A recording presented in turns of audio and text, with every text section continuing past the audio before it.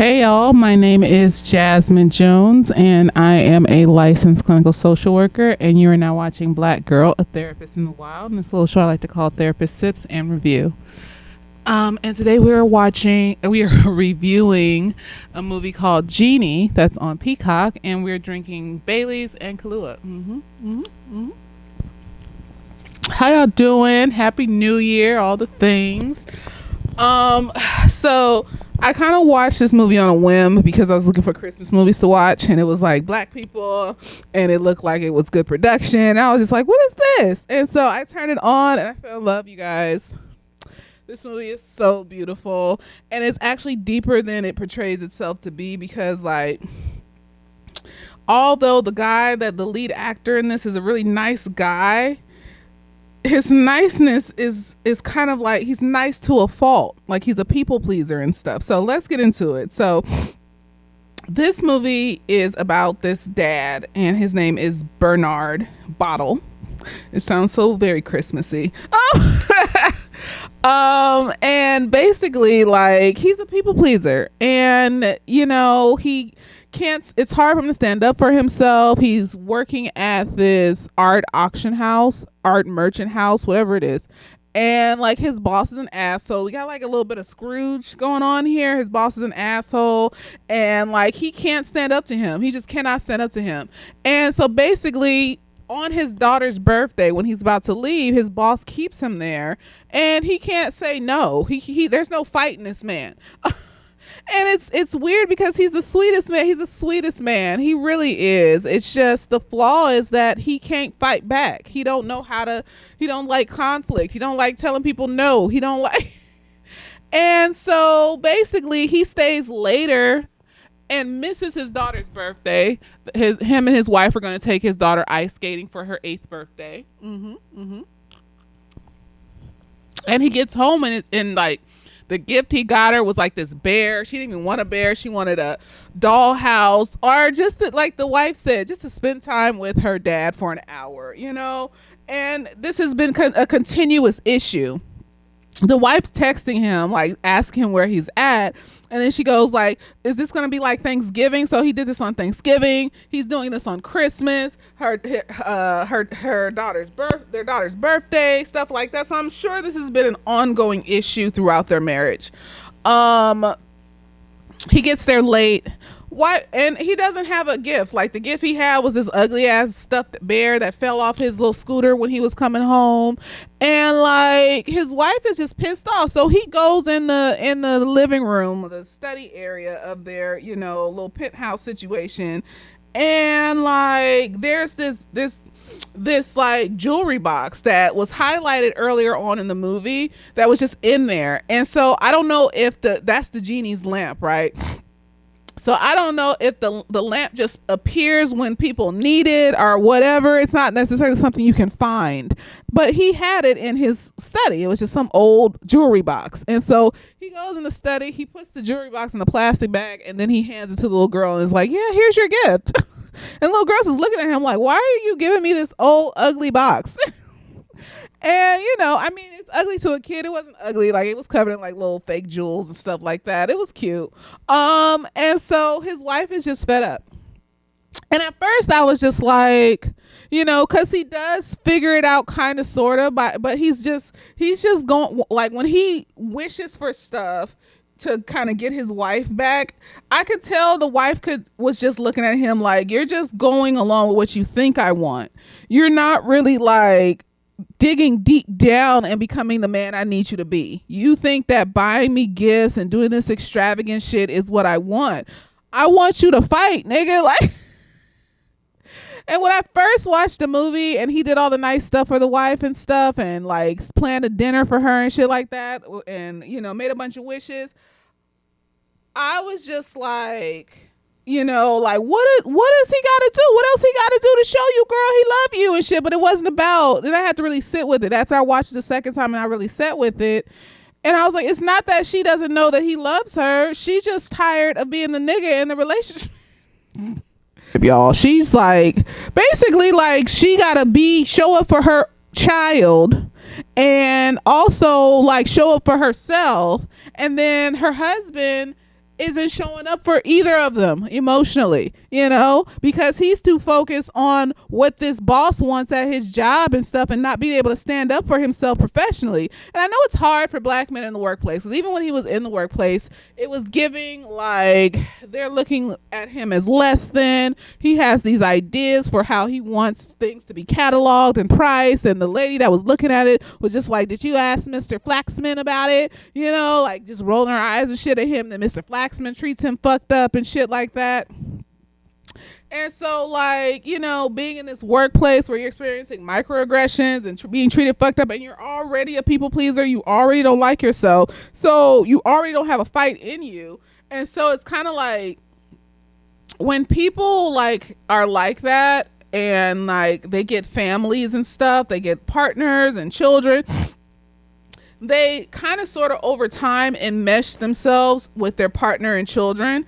And so like as soon as something inside of you says these people aren't going to leave, you stop giving them as much attention, and they just become a part of you. And so like you're not going to give your partner as much attention as you would have when you first started dating them, because it's kind of like, well, now I got her and shit, like. And it's not like, because he's not a manipulator, like it's not like a conscious action. It's just kind of like, well, this person over here keeps yelling at me and shit, and so we got to all be in this together. And it's like his wife don't want to be all in this together. She wants him to be able to stand up for himself, and he won't stand up for himself, which means that he is not paying attention to the family. And that was her last straw. That was their daughter's 8th birthday. So that means however long they dated, and 8 years after that, or however long they dated, however long they were married, and then 8 years after that, she has put up with this man not having any fight in him.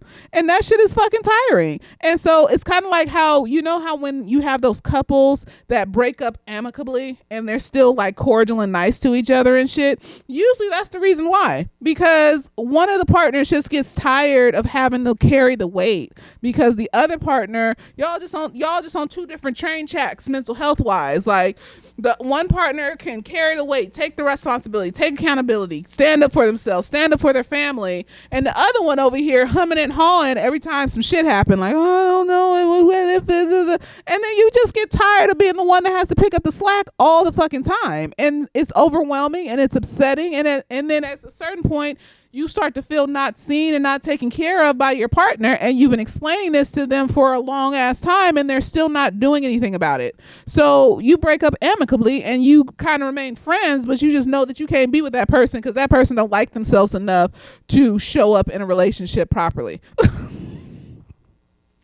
And so I think that's what's happening here. That was her breaking point. And so she took her daughter and they went to her mother's house, and she was just like, I think we need to just try like a trial separation or something like over the holidays, and just like take some space, because I don't think I can deal with this anymore.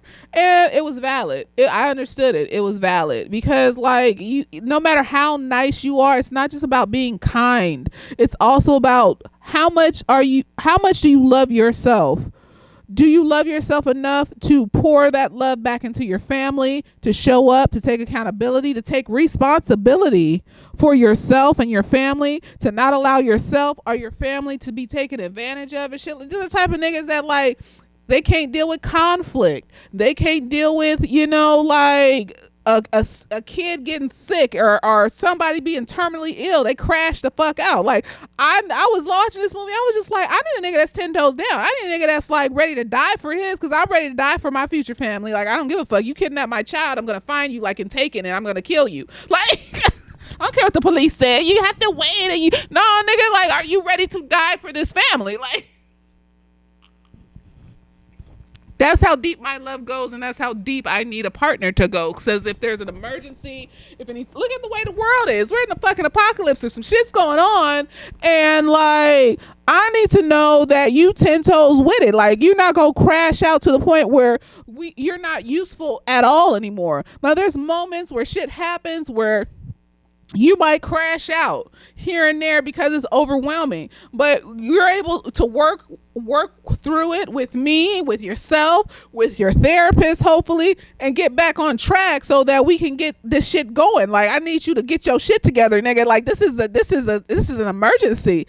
And I feel like he wasn't there. She was there. She was willing to pick up everything and figure it out and turn it around. And women don't want to be in relationships with men who always make the women feel like the man. Like, and I was realizing it too, because I was excusing it, and I was just like, yeah, but like, I would have taken him back, girl. Like, what's going on? And then I had to realize that that's a part of me being a fixer.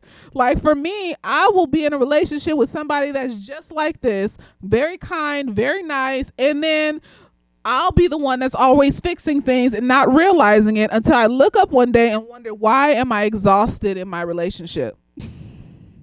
And then I'm looking at this nigga and realizing that this nigga is not a supportive motherfucker like he portrays himself to be. He's soft. He doesn't show up like he's supposed to. He lets other people run roughshod over him to the detriment of his own family. He don't give a fuck. And the reason why I'm standing 10 toes in this is because this nigga like literally got a genie and didn't wish for money. And when he ended up quitting his job at the end of the fucking movie, no mention of like how they were going to financially support themselves. 3 months later, after quitting his job, they're still living in the same penthouse, I guess in New York or wherever they were. And like, so you're not wishing for money. You seem pretty chill after quitting your job. So I'm assuming you have a lot of savings. So like at the end of the day, you could have just quit your job. You could have just quit your job, unless that you quit your job and now you're a house husband and your wife is working. So see, you're still putting some weight on. Like, see, I'm thinking ahead. They didn't even show none of this. I'm thinking ahead because you didn't wish for money for yourself or your family at any point in this movie. And I just was like, what? Do they have a lot of savings and investments and shit? So if that's the case and they had a lot of savings and investments and the nigga didn't even really need to work like that, you could have did this shit. You could have stood up to that motherfucker a long time ago and left that shit. Like, you didn't have to be here. You didn't have to be putting up and enduring this. You felt like you had to endure this, and that was the issue. You feeling like you need to endure bullshit to the detriment of yourself and your family. And I understood. I had to come to terms with the fact that that's why she was tired. Because how many more things will I have to endure because you don't know how to stand up for yourself? How many more things will my child have to endure because you don't know how to stand up for yourself? And I felt that in all my spirit. So anyways, his wife leaves and goes to grandma's house. And then he's sitting moping around the apartment, playing with the little jewelry box, and he like cleans it off and stuff. And then here comes the genie, and it's so her name is Flora. It's the woman from Mike and Molly, and she played Ursula in The Black Little Mermaid and shit. And it's so cute, like how they grow a real friendship. Like they really grow a friendship. And at first he doesn't believe she's a genie, so like, and he gets unlimited wishes. So this woman could literally be his genie for the rest of his life. And so he could wish for anything, but every wish he makes, except for the silly ones in the beginning when he didn't believe she was a genie, is for other people. Like the first wish he makes after the silly wishes was to go and see his wife at her mother's house. And like they show up and she's just like, what are you doing here? There's not even any fight in you to fight for your wife. Like, I promise you, if you had did a please, baby, please, and was like, I want you to come home, I love you, and stood on that shit, she probably would have thought about it. But there's no fight. Every time she says she wants to leave, you just standing there looking wide-eyed and dumbfounded and not knowing what the fuck to say. Like, even that's a turn off. Like, nigga, fight for your fucking wife. Okay.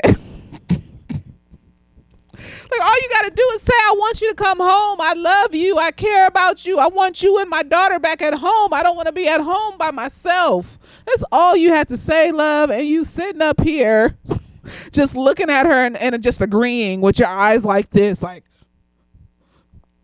what is that? What are you just agreeing and your eyes is big and you look stupid, nigga? What's going on?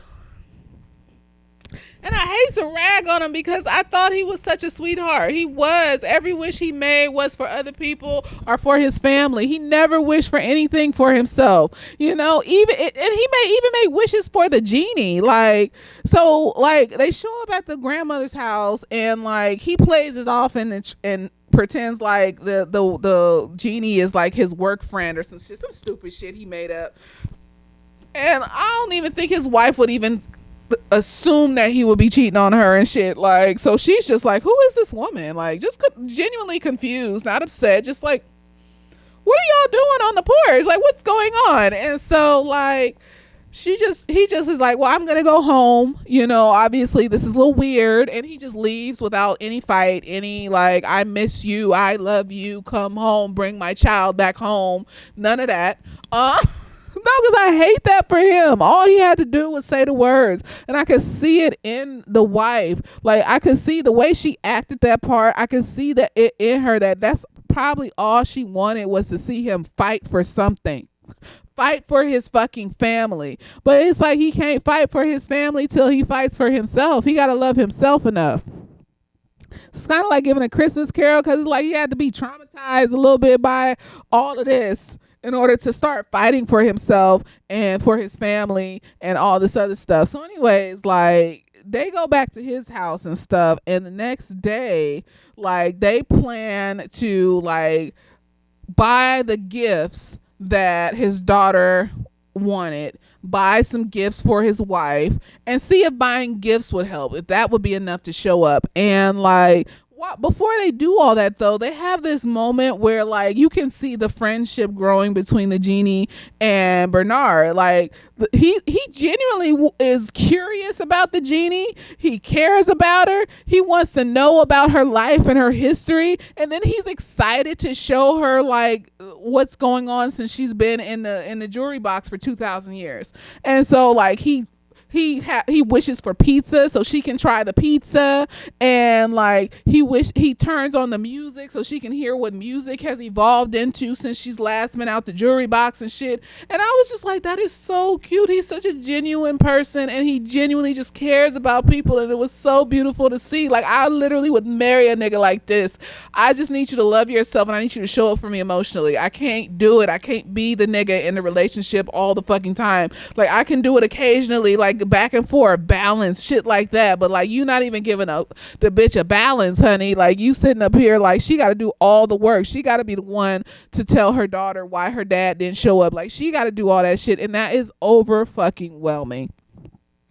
And so it's like, no matter how nice this nigga, and I was just sitting, I was like, I bet he's a giver in the bedroom. I bet he's a eater, and that's probably a part of why.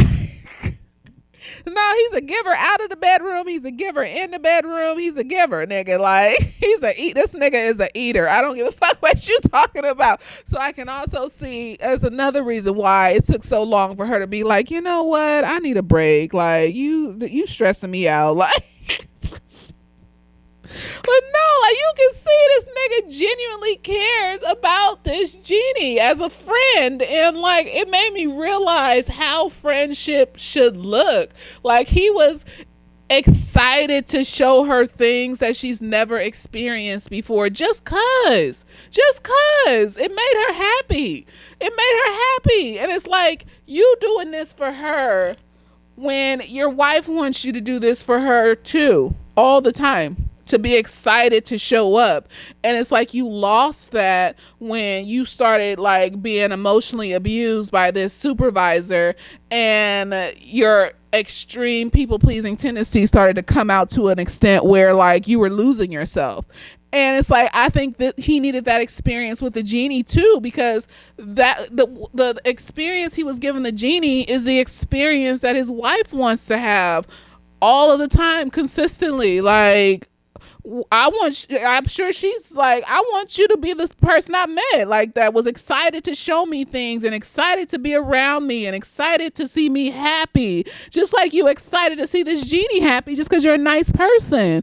And it's like, he couldn't do that anymore because he was traumatized and shit. And it's like, when it comes to like the wife, I still kind of feel like, were there discussions of therapy, like couples therapy, or like telling him that he needs, because it seems more so like it's a situation where he needs to go to therapy. So him going to therapy and working through whatever, because there's a situation where like his family comes over and he completely forgot his family was coming over. And it's not that they're abusive, but it's kind of like, when you're like the runt of the litter and people be just ragging on you and shit in your family and stuff, but not to extreme, but it's enough to make you feel less than. and that need to be seen by your family, that need to people please. Like, he literally said, like, when his family was over there, he told the genie, like, I just wish my family would be happy. Like, he just be thinking about everybody else except for himself, and I just want him to think about himself just a little bit more. She even gave him a chance to just make a wish just purely for himself. Still couldn't make a wish just purely for himself, because the wish that he had for himself was to help, like, the poor orphanage children and stuff. Like, he wished that the genie would give the money that his old boss had, $100 million, to the orphanage. Like, that was the only wish he made when she asked him to make a wish just for himself.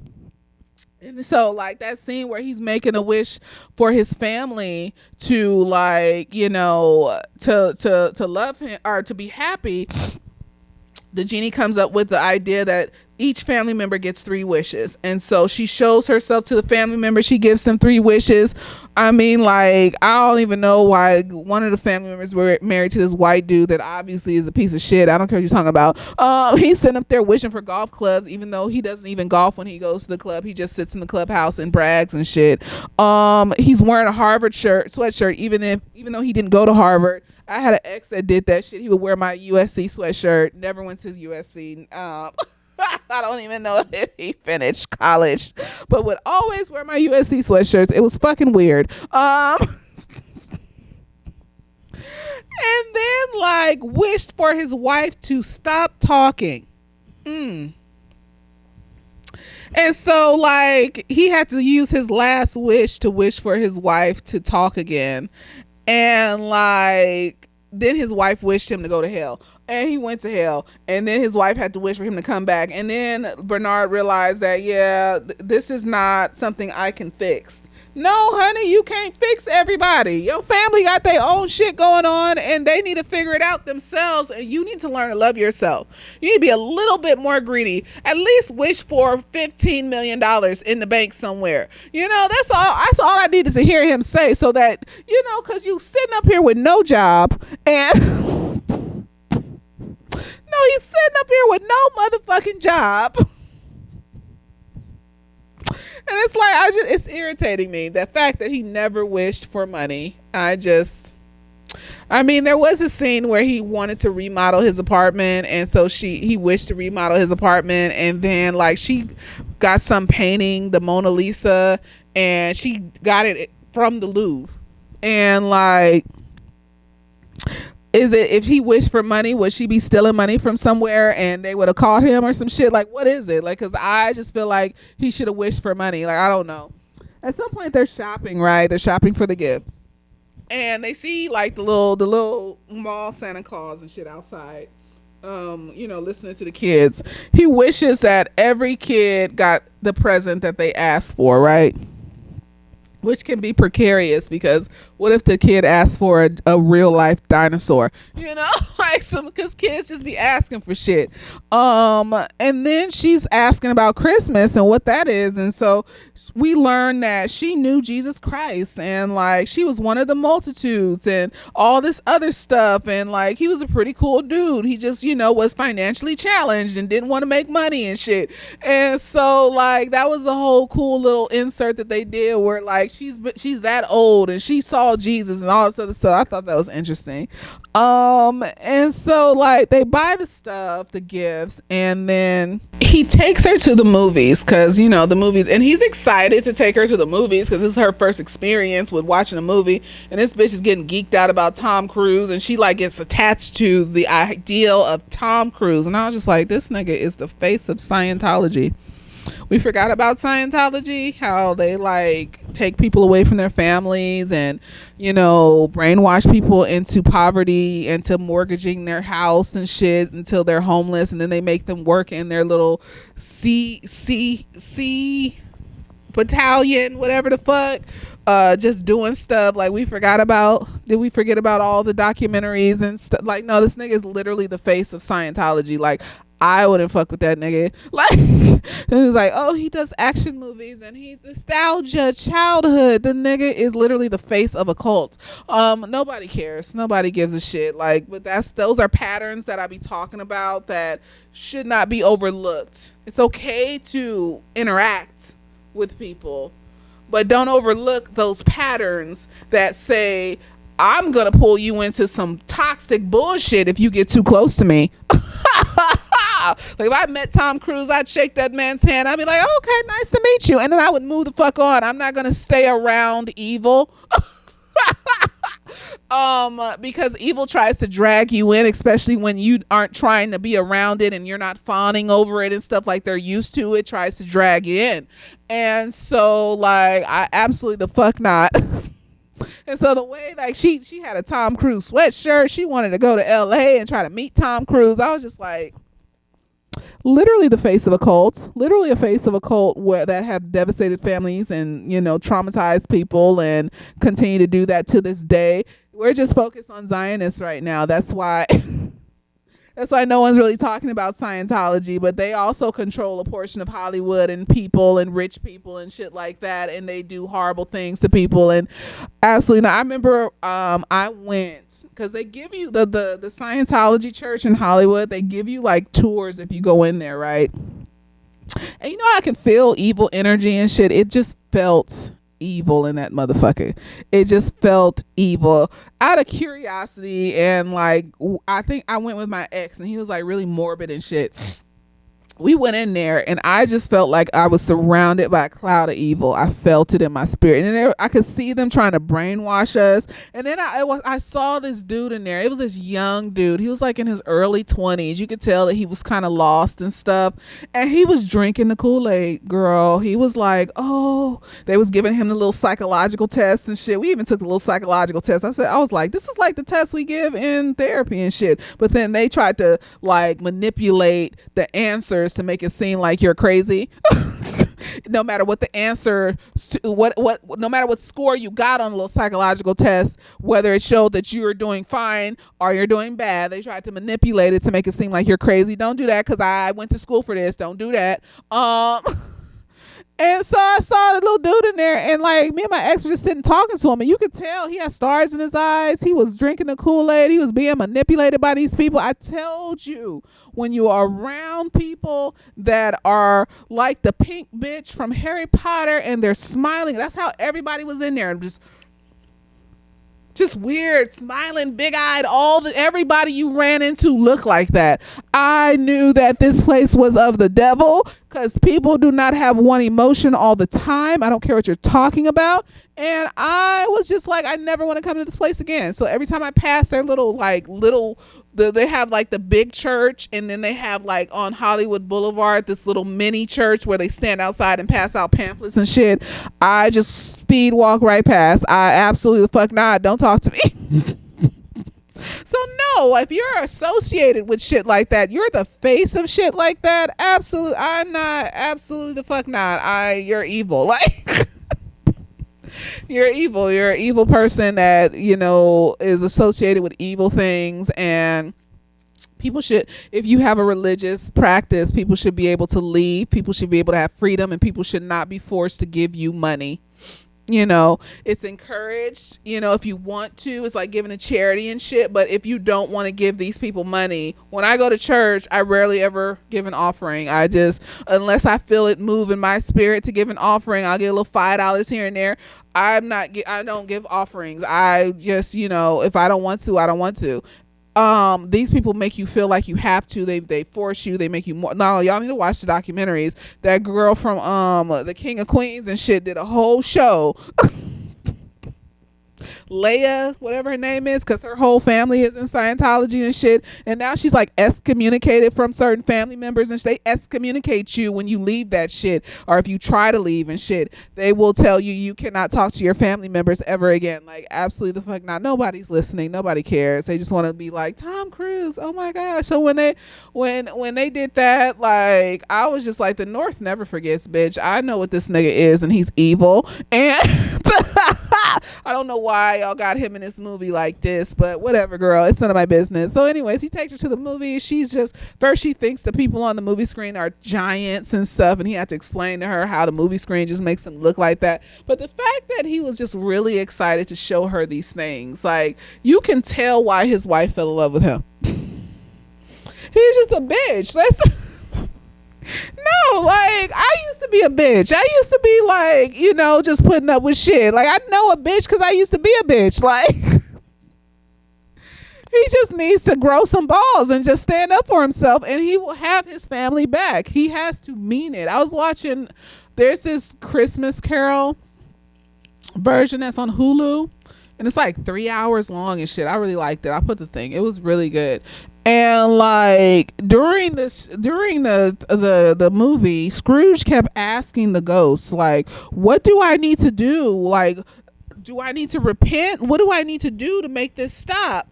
And literally they were just like, if you don't know, we can't tell you, because it's about him taking accountability. It's about him standing in what he did and doing better and wanting to do better, because it's just coming innately from inside of you. It's not about you like putting on a performance to get people to feel differently about you. You can't do it for the people. Like that version, he like literally sexually assaulted like Bob Cratchit's wife. Like he like had her come to his house and she thought he wanted to have sex with her, so she started taking her clothes off, and then basically he was just like, I'm not even interested in having sex with you, you just proved to me that you're just a whore. And I'm just like, what are you doing? So this is like harassment, assault. He didn't touch her. He wasn't even planning to have sex with her, but she's standing there half naked and he's calling her a whore. And like at the end, when he goes to Tiny Tim's house to like, at the end when he goes to Bob Cratchit's house and, he gives them money and all this other shit, he didn't want her forgiveness. He didn't do it for her forgiveness. He did it because it was the right thing to do in his heart to do. He didn't stay long. He just told them what it was. He gave Bob Cratchit some money so that he could live fruitfully and help Tiny Tim. And then he just left. And the wife was just like looking at him like, thank you for the money. It's deserved. And he was just like, yeah, it is deserved. He didn't even apologize. He just did what he was supposed to do, and he left with no expectation for these people to like him. It's not like the end of the Muppets Christmas Carol where he's sitting there eating with them and they all enjoying his company and shit. No, like he just left. And that's what this wife in this movie is looking for.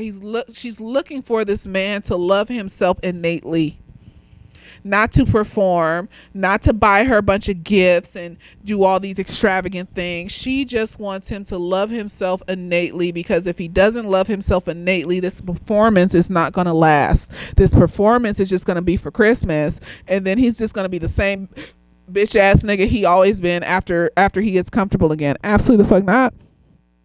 Absolutely the fuck not. No, you need to feel this in. So that's why I said it's a little bit of Christmas Carol. You need to feel this in innately in your spirit, that you have changed and that you love yourself and that you're not going to allow motherfuckers to walk all over you or keep you from your family multiple times consistently like this. You gonna stand up for yourself, and in turn you gonna stand up for your family.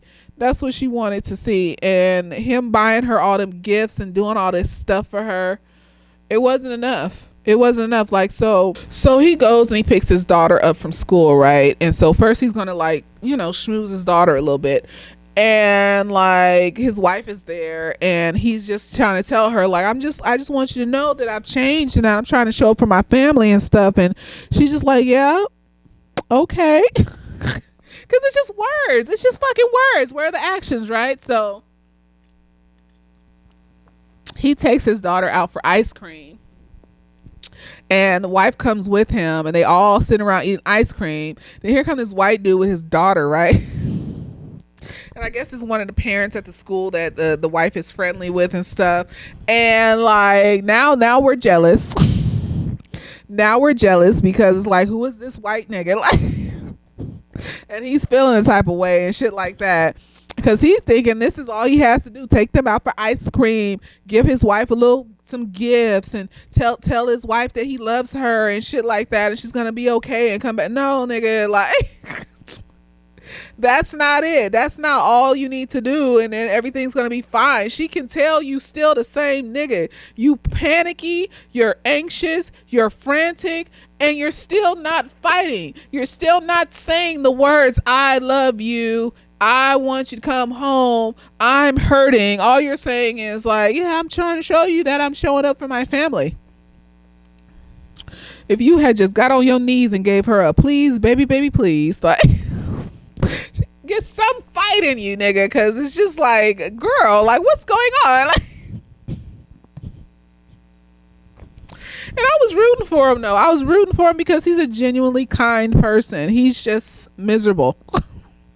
You know, you meet them kind people that are just miserable, and they just they ain't got no fight in them. They ain't got no fight in them, and they just allow people to walk all over them, and they just miserable. And it's like, you can't stay married to somebody like that, especially if they not trying to work on their shit. That's why I was like, did we have conversations about therapy at least before we decided to do this trial separation? Like, I mean, there needs to be some steps, because he's not abusive, he's not manipulative, he's not cheating on you, girl. I know you tired, but at least go to couples therapy. Damn, like, I'm gonna assume there was some attempts to go to therapy, because you gotta give her, you gotta eat her, I'm gonna assume that there were some chances given and some therapy tried before she got to her breaking point and said, you know what, I'm tired of this nigga. He don't love himself enough, and I can't make him love himself, and this nigga's making me resent him, and I'm gonna end up hating him, and I need to get the fuck away before that happens, because he don't deserve that. He just miserable. And I didn't make him miserable. He's making himself miserable and shit, because he won't fight for himself. And so, you know what? I'm tired.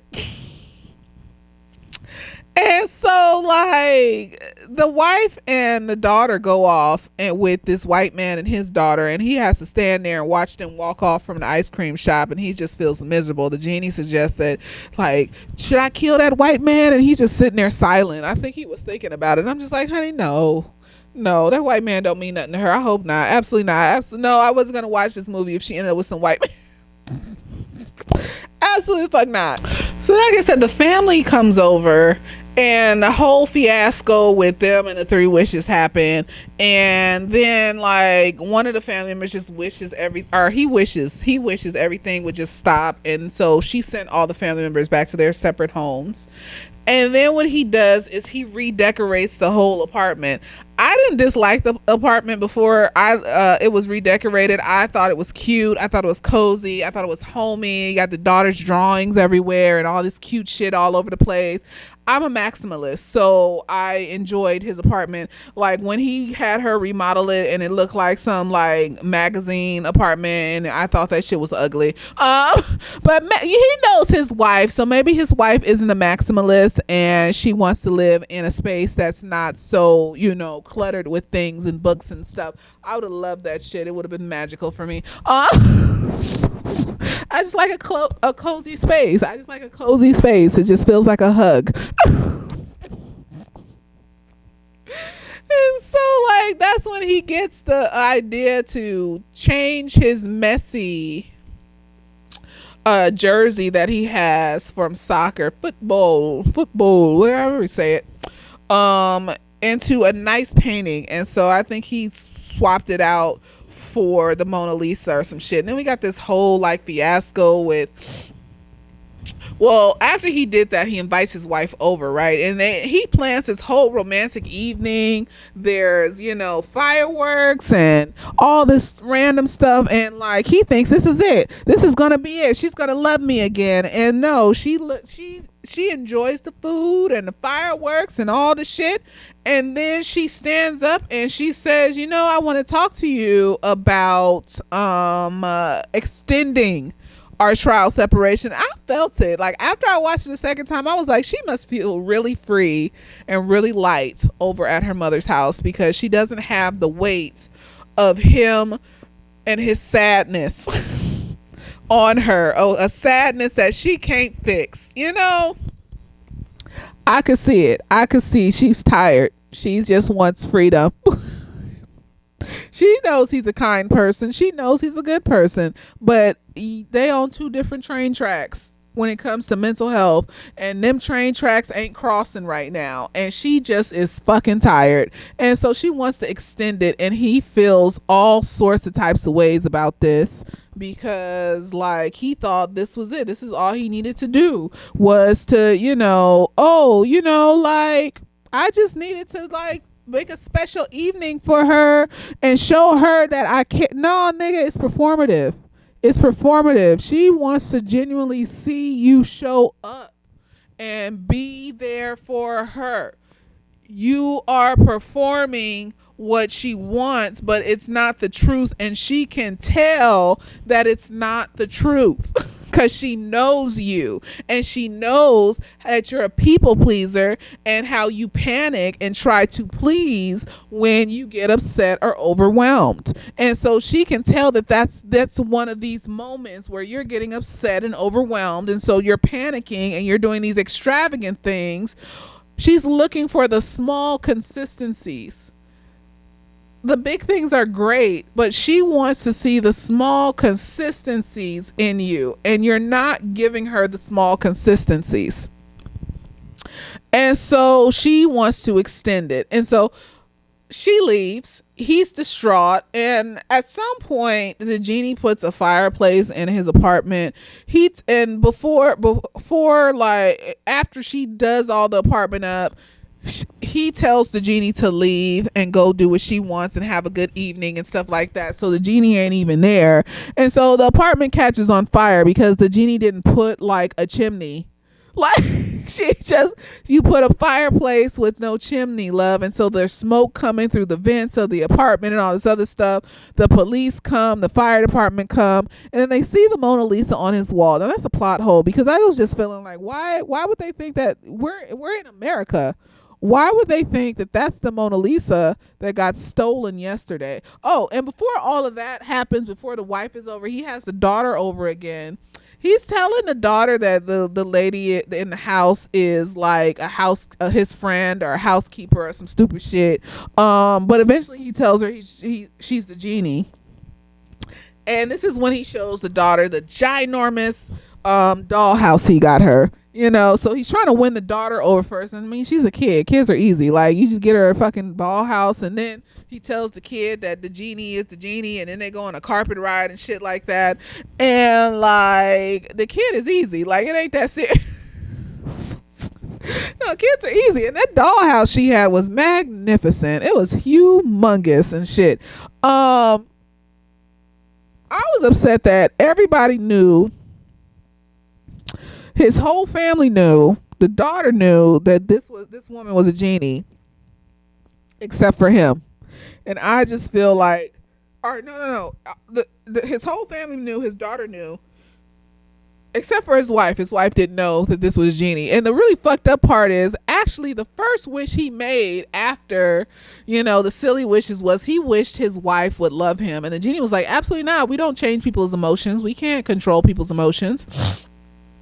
And I felt that in my spirit. I was just like, nigga, you gonna actually have to put in work for this. You ain't gonna sit up here and like brainwash your wife, mind rape your wife to make her feel a way that she doesn't organically feel. That's fucked up. Do you know how fucked up that sounds? And I feel like the genie kind of shot that home. Like, that's fucked up, honey. Like, you trying to brainwash and control your wife to make her love you. That's fucked up. You don't do that. That's why love spells and shit like that, that's not, you can't manipulate. Like, after I saw The Craft and I saw the love spell on The Craft and how that nigga didn't love her, he became obsessed with her and was trying to rape her and do all these crazy people shit because he was obsessed with her. I realized that, no, you don't do love spells on me. And that was when I was like 11, 12. I realized that you don't do love spells on people. That movie made me realize. Or Love Potion number 9. That shit made me realize, because it was a bunch of obsessed motherfuckers trying to like be all up in her grill, and she was like, absolutely the fuck not. Them 2 movies made me realize you don't cast love spells on people. You don't do that, because that's in the off chance that it could be real. Like, you're taking away people's autonomy to choose you.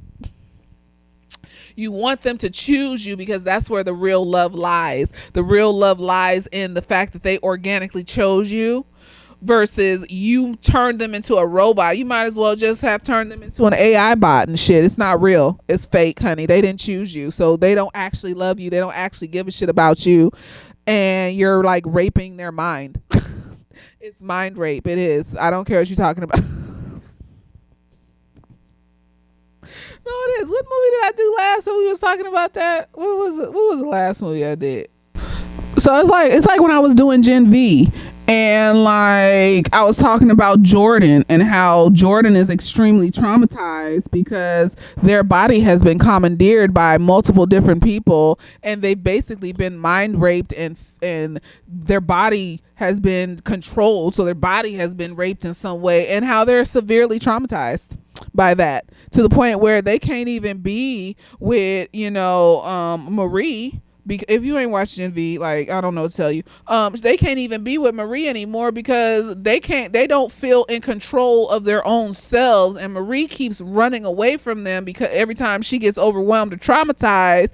And so like that's another situation that they don't feel in control of, and so they can't be in a place where they don't feel in control right now because they've been mind raped and shit. So yeah, that first wish was some bullshit. Like, absolutely the fuck not. I'm glad the genie checked him and was like, you can't do that to a person.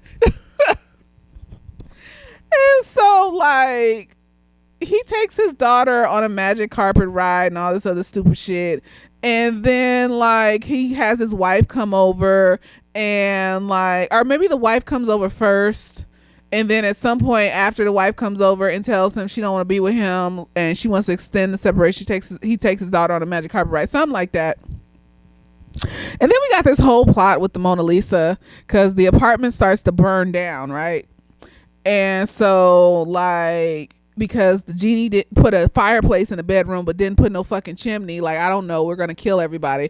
And then like when the police see the Mona Lisa on the wall, they're like, oh, this is the Mona Lisa that just got stolen. I'm just like, why? That's a plot hole I felt, because like, why would you think that that is the real Mona Lisa on the wall? Why would your mind automatically go to this is the real Mona Lisa on the wall when that shit was stolen yesterday in Paris and now today is on this nigga's wall? Like, I just feel like, why wouldn't your mind just first go to it's a copy, it's a poster, it's a fake? Like, why would it immediately go to it's the real Mona Lisa? And then this nigga didn't even stand up for himself. He didn't be like, oh no, that's a poster I got like at such and such store and da da da da. And because he doesn't stand up for himself, he doesn't fight for himself. And then he gets arrested and then put in jail, and the genie's not there. So the genie somehow finds out he's in jail, right? And they end up getting let go because he's able to make a wish to switch his shit back. And so now he just feels miserable and he's moping because his wife wants to extend the separation, and he's just like, I don't know what to do. And so he's just kind of giving up, right?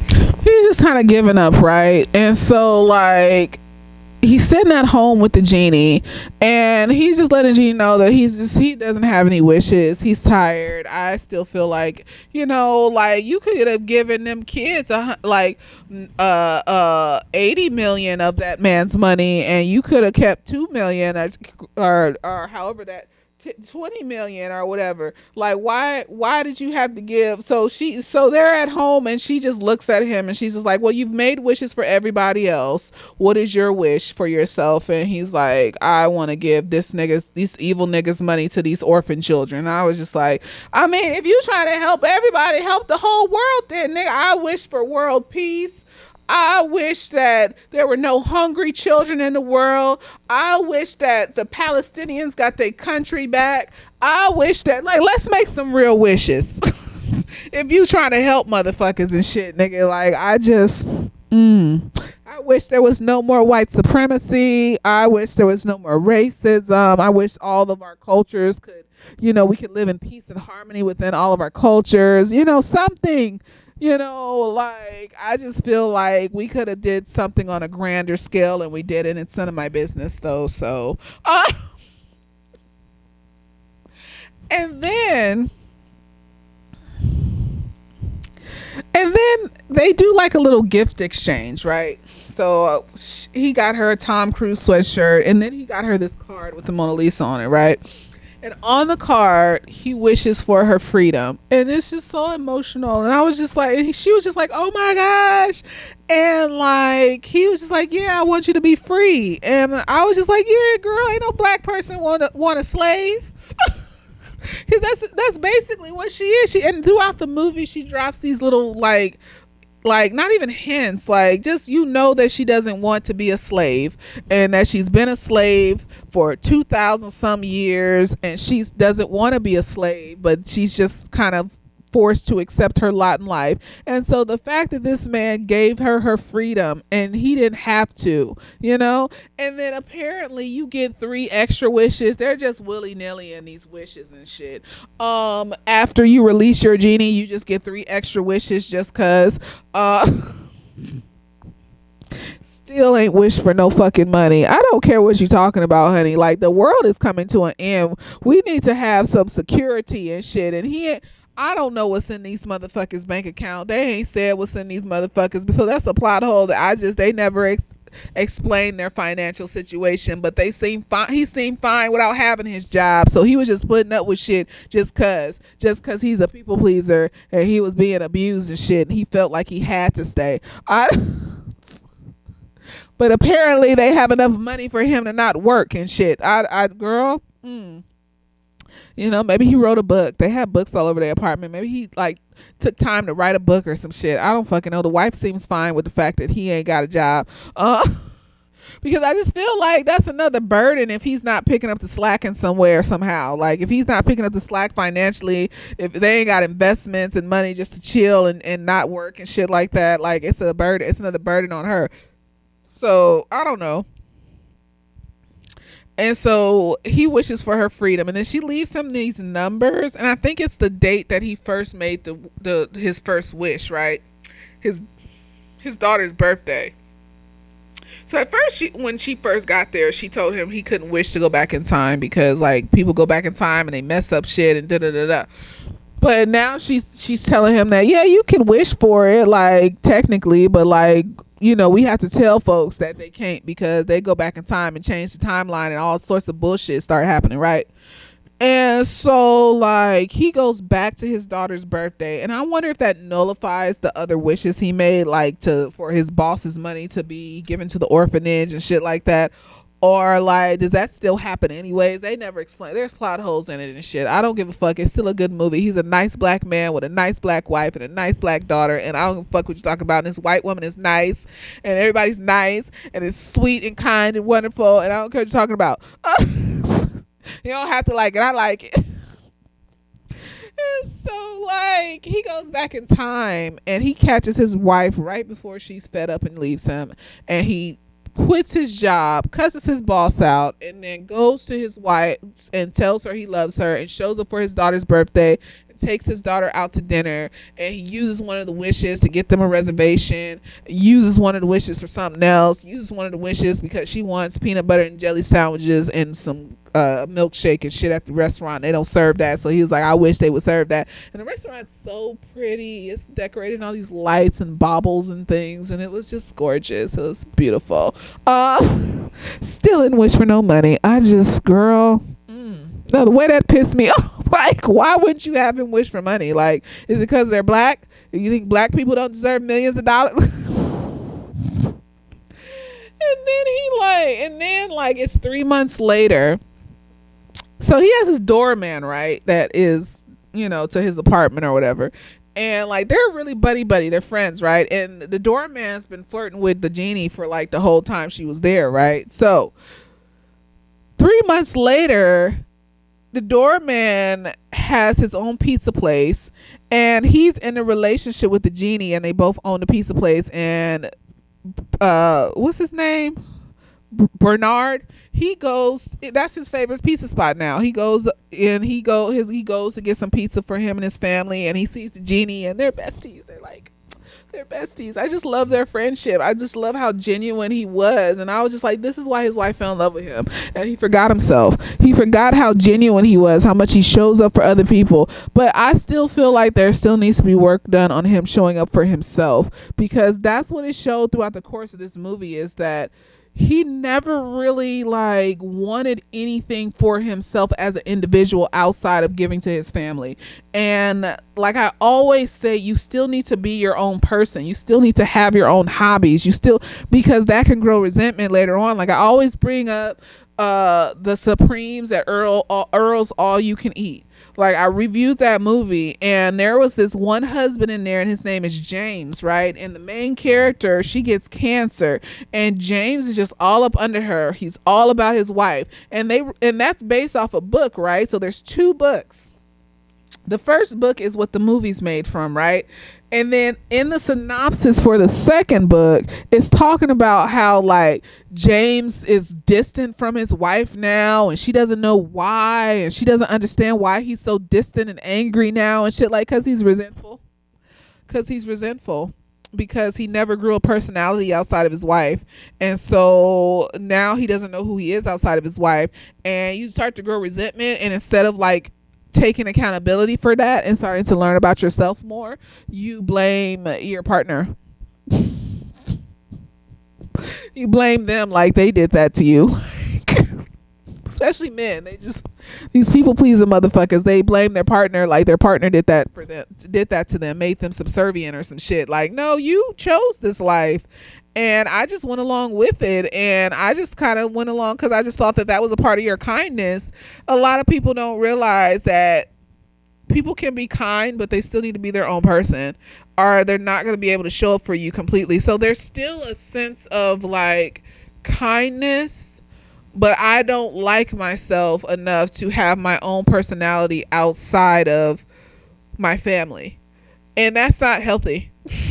So it's kind of like a bittersweet ending, because there's still no signs of him, you know. I mean, there's a small sign, like there's this book about the multiverse and different dimensions that the doorman was reading in the beginning of the movie, and he told Bernard like, you should read this book, man, it's really interesting and shit like that. So at the end of the movie, Bernard is reading the book, so you know, maybe there's some signs, you know. And I'm sure he got into, you know, art auctions and art merchants and stuff for a reason. He has art all around his apartment. He enjoys art, but it's kind of like we never lean into that, really, like the joy he finds in these things. Like, no, you need a nigga that has his own personality. Like, you need a partner that has their own personality. Like, they need to have hobbies. They need to have friends. Like, we didn't even see him have any friends in this movie outside of the doorman, and that's just because of proximity. Like, he wasn't inviting the doorman into his apartment and shit, hanging out, watching the game and shit like that. That was proximity. He was just chit-chatting with the doorman every now and then and shit. Like, he didn't have his own personality and shit outside of his family, and he still didn't really have a full grasp of his own personality. And they probably wrote it that way. I mean, it's a little movie on Peacock. Like, they probably didn't want to go that deep with it. It's an hour and 30 minutes. Like, it would have been a 2-hour movie just to give him more of a personality outside of his wife, and they probably just wanted it to be a cute little Christmas movie, and they probably didn't want people to think that hard about him and his personality and his such and such and whatever. Well, I am, because I feel like niggas need to have their own personalities and shit. You need to have your own hobbies, your own friends, your own family members that you hang out with. Like, you need to be doing shit outside of this relationship and not being all up under me 24/7, because I will crash the hell out and be like, don't you have friends? Don't you have buddies or some shit to go do? Like, we can hang out. Like, I seen you every day this week. Like, now I will say though, since it's been a long time, in the beginning of a relationship, I'll probably be a little bit clingy, just a little bit. But once I get used to your presence, then I'm just kind of like, we don't need to see each other every 24. I mean, like, we ain't even living together, nigga, and you just here all the time, or I'm over there all the time. Like, let's take some breaks from each other. There's nothing wrong with that. Stupid ass. Like, I don't see anything wrong with that. Like, I'm not the bitch that'll be like, you can't hang out with your friends. But if you give me any reason to think that you're cheating, I can become that bitch. But then I wouldn't even become that bitch. I just leave. I'm not gonna argue with you about the essence of energy of cheating that I feel around you. I know you're cheating. Like, I don't care.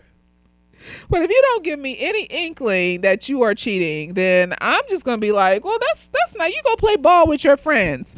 You go do that. You go on that trip with your friends and shit. You know, as long as there's an equal, even exchange and shit. You know, like, of you spending time with me and you spending time with them niggas and shit. Maybe you spend a little bit more time with me than you do them niggas.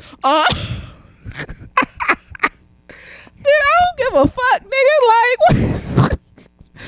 that gives me free time to do shit that I want to do by my motherfucking self and shit, nigga. I don't see the problem and shit. I'm not insecure like that. Like, I don't care. Like, I will, because if you doing some fuck shit, I'm just gonna leave. Like, I'm not gonna sit up here and beg you and be like, why aren't you up under me? You don't want to hang out with me and shit. Like, I'm not that bitch. Like, I'm not, unless you give me a reason. And if you give me a reason, then I'm just gonna leave you. Like, I'm not gonna turn into that clingy bitch. I'm just gonna disappear. Like, I don't give a fuck. Like,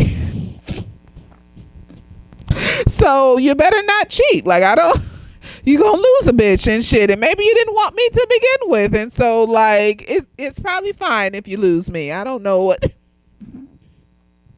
No, but I got like a new Christmas movie list roster now. Like, so before it was just the Muppets Christmas Carol.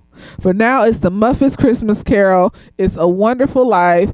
It's this movie, Genie. And it's that Scrooge movie that I saw on Hulu and shit. Like, and there's this Muppet toy movie that I watched when I was a kid that I be watching during Christmas too. And that's my Christmas movie lineup. Like, usually I'll be trying to watch like the romance movies and stuff, but this year I was just like, fuck niggas, I don't care. And the romance shit was irritating me. Like, I was trying to put on some Christmas romance movie and I was just getting angrier and angrier and angrier, and I realized, you know what? Not this year. They're too happy. I don't have that happiness in my life. Fuck these things. And I just turned that off because it was taking me to a dark place. And, and then I watched, It's a Wonderful Life and bawled my motherfucking eyes out and shit, nigga. Like, so, you gotta have your rosters for the holidays and shit. If you like movies and shit anyways, and like, now I got a nice solid roster, and now I'm gonna watch the movies every fucking year on the holidays. It's gonna be magical. Might even just put them on repeat and shit. Like, watching this movie was so fun. It was just so magical. Like, this man is the nicest motherfucker ever. He is. That's how they get you. They be just super nice, and so you don't realize that they don't like themselves until they get comfortable. And then you have to be like, why you don't have no friends? Why don't you have hobbies? You don't like, other niggas like to fish. You don't like to fish, golf, throw a basketball around or some shit. Like, what's going on? Like, you don't got to do everything that I do. Like, are you okay, Pookie? Like, what's the problem? No, nigga, that's how them nice niggas, them kind niggas get you. Them kind but psychologically unhealthy niggas, they just be so nice and so kind. They just be doing everything for you and showing up for you, and it makes you overlook shit because they're just so nice. And there were so many moments in this movie where I just kept overlooking his flaws, because I was just like, oh, look at him. He's so excited to show this Genie, like, these things, and he's just so happy to have her try pizza, and he's just so nice, and then in the next scene you see him being a bitch again, and I'm just like, damn it, what's going on? Like, why you don't love yourself, sir? And so we left the movie off with him still not fully loving himself, but I hope but he's on the right, he's going in the right direction to fully love himself as much as possible. So, and he has a supportive family around him and stuff like that. She just wanted to see a little fight. She don't need him to be fully healed yet. She just wanted to see some type of fight in him, and him quitting that job and showing up for his daughter's birthday at the end and stuff like that. You know, that was enough for right now. That was enough just to see that there's some progress in you and you figuring your shit out. That was enough for her, and that's a vibe. That's a vibe. Nobody's asking for perfection, but we need to see some evolution. Some evolving as the years pass. Like, what are you doing to be better and to love yourself better? There's so many niggas out there that are just so amazing, and the fact that they don't love themselves is always their downfall, and they don't see it. Like, he literally could not see it in the beginning. Like, what do you mean I'm not showing up for you? Shut up, nigga. You're not, because you're being a bitch and you're letting this fucking supervisor bitch you out. And the fact that you didn't wish for money means that you didn't even need this job to begin with. You just like art and shit. Like, absolutely the fuck not. I don't, girl. The way I would have wished for some gold bricks shit, or even just, I would have wished for jewelry, because, and then like whenever I needed money, or like gold, like small gold bars or something like that, you know, because if you just drop like $2 million into somebody's bank account and shit, that looks suspicious. So like a few stacks of gold bars to hide in the house, and then whenever I needed money, you take that shit to somebody that will buy it, that won't tell on you. And then you take like the however much, and you put it in the bank and shit here and there. You know, you gotta do a little money laundering and shit to make that shit happen, make that shit pop. You gotta be strategic, especially after the fucking Louvre, the Louvre fiasco and shit, and her stealing the Mona Lisa and shit. Like, you need to do some shit to make that shit pop. And so this was a good ass movie, and yes, there's a few plot holes, and yes, it's a little sappy, but it's amazing. I don't care what you're talking about. You know how I like soft slice of life type situations, and you throw in some magic into that motherfucker, and it's a black family, and they're all dark skinned black people, and that's all you need. That's all you fucking need and shit. That's all I need. Let's throw in some dark-skinned black people, especially dark-skinned black women being loved on properly and shit like that. She was loved on properly. He just needed to evolve a little bit. It's amazing. It was an amazing experience, and I loved it. 10 out of 10. I don't care what you're talking about. But anyways, we're going to be back to Abbott Elementary next week. Let me know what you thought of this review. Later days.